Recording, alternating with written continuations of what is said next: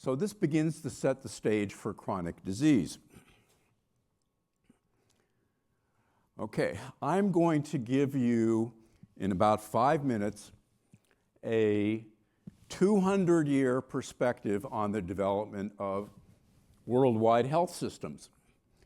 First, we had 1900 to 1950, which was the era of infectious and public health focus. Now, I'd like to and this was the era where we achieved the greatest increases in longevity. I'd like to be able to tell you that these increases in longevity occurred because we had much better medical care, but I can't. So let me list off. They were really public health issues. Public health improvements in controlling diseases like smallpox, malaria, and TB, more abundant and safer foods, cleaner water. Not stuff like doctors, hospitals, drugs, public health issues. Okay? So let's go on to the next era, 1950 to the year 2000, where worldwide life expectancy increased to about 66 years.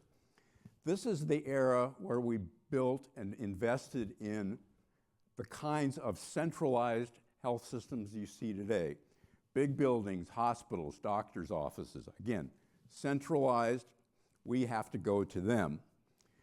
In the US, there were billions of dollars spent by legislation called the Hill-Burton Act, where the federal government subsidized the development of hospitals, very capital intensive. Okay, the era that we are in now is the era of chronic disease. And let me talk to you a little bit about some of the details here. Okay? It's widespread. So remember, with the statistic that I quoted you earlier, 125 years ago, people only lived till age 32 on average across the world. So think of chronic diseases as an almost inevitable part of middle age and aging. We now live longer.